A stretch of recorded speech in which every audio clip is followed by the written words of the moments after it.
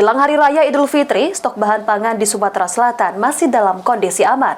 Kendati demikian, masyarakat diminta belanja sesuai dengan kebutuhan untuk menjaga kestabilan harga sembako dan berbagai komoditas di pasaran.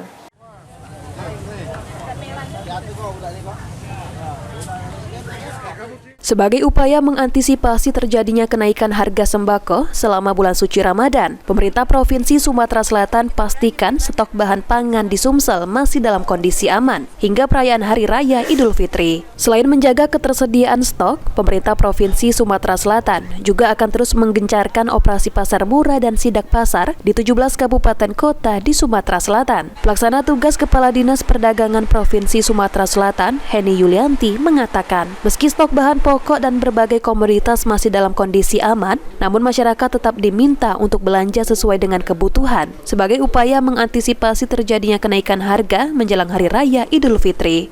Kalau untuk stok komoditas, kalau kita bicara stok ya, itu pemerintah, mulai dari pemerintah pusat itu sudah menjamin untuk kecukupan stok.